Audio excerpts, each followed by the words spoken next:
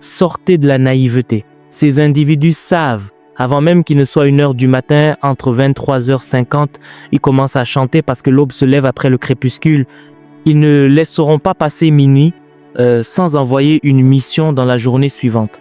Ainsi, ce que font les astrologues ou les sorciers, c'est que pendant la nuit, alors que vous dormez en disant « ils donnent le sommeil à ses bien-aimés », ils restent debout parce qu'ils veulent reprogrammer le jour suivant.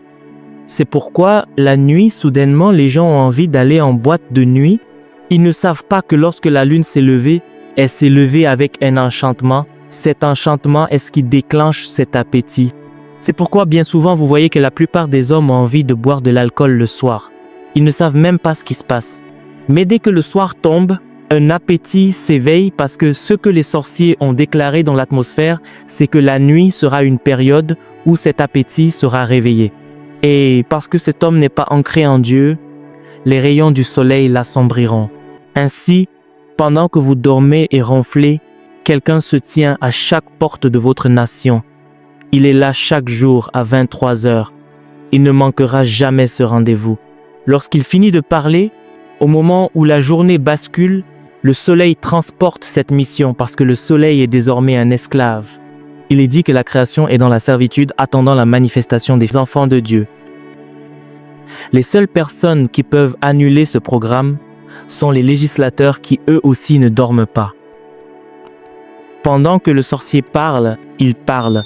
Pendant que le sorcier parle, il contre. Cela devient une bataille de trône. Tout ce que le sorcier dit, il l'annule. Ainsi, quand le Dieu de ce monde regarde le Fils, il n'y aura aucun enchantement que le Fils apportera au peuple. Dans Éphésiens chapitre 6, Paul commence à aborder des sujets profonds et dit « Nous n'avons pas à lutter contre la chair et le sang ». Au verset 12, il nous cite 4 entités contre lesquelles nous nous battons. Pensez-vous que lorsque vous vous querellez avec quelqu'un, c'est par simple malentendu? Paul dit que votre combat n'est pas contre les hommes. Les hommes ne sont que des marionnettes utilisées par ces esprits. Il dit que votre bataille est, numéro 1, contre les principautés. Numéro 2, contre les puissances. Numéro 3, contre les princes des ténèbres. Et numéro 4, contre la méchanceté spirituelle dans les lieux célestes. La hiérarchie de l'ombre, les principautés. Le mot principauté vient d'un terme qui signifie premier en rang. Cela signifie que lorsque le diable veut prendre un territoire, le prince qui y entre en premier est appelé principauté. Son travail est le recrutement. Il fait un recensement pour savoir combien de citoyens se trouvent sur le territoire, car il a besoin de personnes ayant un droit légal dans cette zone. Il regroupe ensuite les gens selon les dons que Dieu leur a donnés, car il utilisera ces dons comme un couloir pour accéder à leur âme. Les puissances, le mot puissance ici est exousia. Cela parle de la liberté de choix. Lorsqu'une principauté rassemble des gens et crée des choses qui les attirent, une puissance vient les lier à ces choses. C'est ce qu'on appelle l'addiction. Une addiction n'est pas une simple habitude, c'est une marchandise séduisante que la puissance utilise pour vous asservir. Tant que la personne continue de forniquer ou de mentir, son âme reste ouverte. La puissance force la personne, contre sa volonté, à garder la porte de son âme ouverte pour que le diable puisse utiliser ses dons pour son propre agenda. Les princes des ténèbres, le mot pour prince est cosmocrator, ce qui signifie les seigneurs du royaume. Ce qu'ils font, c'est écrire des lois. Lorsqu'un homme a été lié par une puissance, un prince vient écrire une nouvelle loi qui devient son destin. Un prophète peut ainsi devenir un trompeur habile, utilisant son don de discernement pour escroquer les gens. Il peut alors gagner 2000 $ et dire que la vie est belle. Une nouvelle loi a été écrite pour lui. Il accomplit un autre destin. La méchanceté spirituelle, c'est le mot poneros, la puissance de la dépravation. Cela semble doux au début, jusqu'à ce que cela se termine dans la disgrâce et la honte. Une jeune fille destinée à être une voix pour sa nation, ayant peut-être 7 petits amis, finit par se perdre dans la dépression parce que la dépravation est entrée. Le combat pour le territoire. Le royaume des ténèbres n'est pas nécessairement dans l'eau. Le royaume des ténèbres est ce que les esprits des eaux accomplissent parmi les hommes. Les hommes commencent à refléter sur terre ce qui est censé être dans les eaux. Pour ce faire, ces esprits ont besoin d'agents humains. Prenez l'exemple de l'Égypte. Dans Exode chapitre 12, verset 12, Dieu dit qu'il jugera les dieux de l'Égypte. Pharaon n'était pas le véritable dirigeant. Le véritable dirigeant était un esprit. Tant que Dieu n'avait pas jugé cet esprit, Israël ne pouvait pas être libre. De même à Babylone, dans Daniel chapitre 10, verset 20, Daniel a découvert que le dirigeant n'était pas le roi, mais le prince de Perse. Dans chaque territoire, il y a des entités spirituelles qui dominent et des agents humains qui transmettent leur agenda. C'est pourquoi l'évangélisation seule ne suffit pas. Pour que l'évangélisation soit productive, l'intercession doit d'abord porter ses fruits. Le pécheur ne pêche pas seulement par plaisir, mais parce qu'il obéit à une loi spirituelle. Tant que de nouvelles lois ne sont pas écrites sur les territoires, il n'y aura pas de délivrance. Lorsque Jésus a envoyé les 70, ils sont revenus joyeux. Jésus leur a dit, « Je voyais Satan tomber du ciel comme un éclair. » Il avait mené la bataille dans les lieux célestes avant de les envoyer comme messagers sur terre.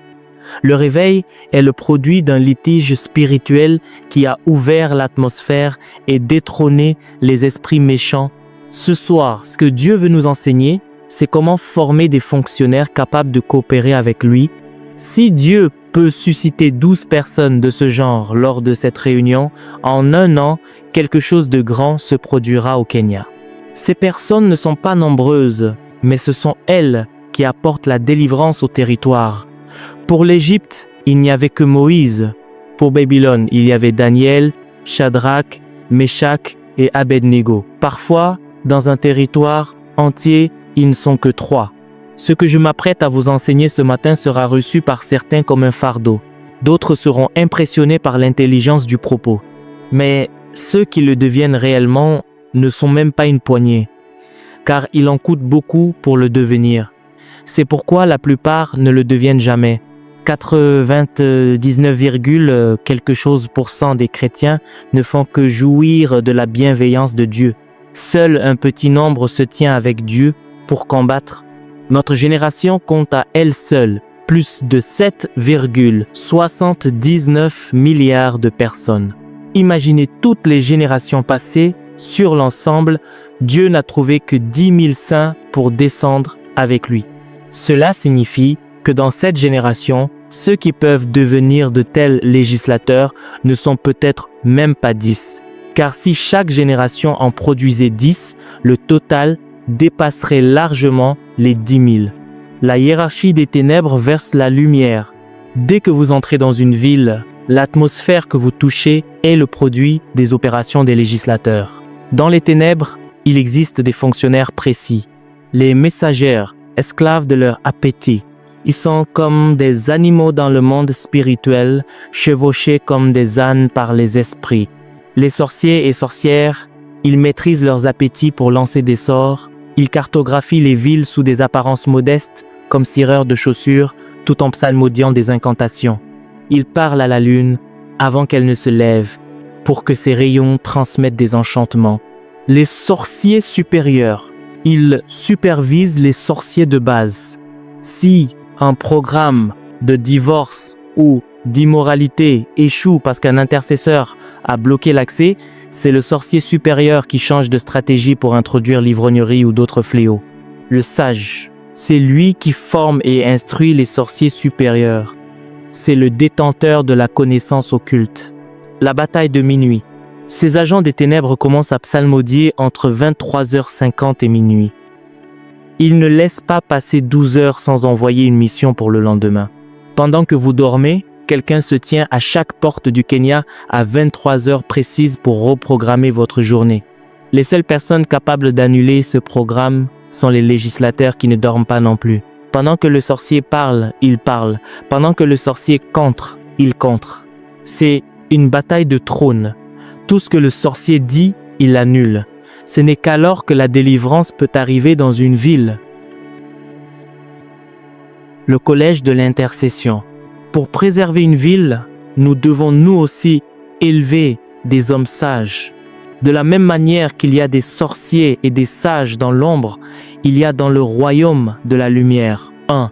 L'intercesseur. 2. La sentinelle. 3. Le gardien. 4. Le conservateur. 5. Le juge. Ce cheminement exige une discipline totale de l'âme. Ceux qui servent ici marchent avec Dieu toute leur vie. Ils n'ont pas le luxe d'être de simples spectateurs du monde. Certains de nos intercesseurs, qui auraient dû devenir des juges spirituels aujourd'hui, ont passé les 7 dernières années à débattre de Messi et Ronaldo. L'ennemi a utilisé ces distractions pour capturer leur attention. Au moment où ils auraient dû avoir une rencontre divine sur l'autel, ils étaient trop occupés par des choses futiles, contemplant des images du monde au lieu de contempler la face de Dieu.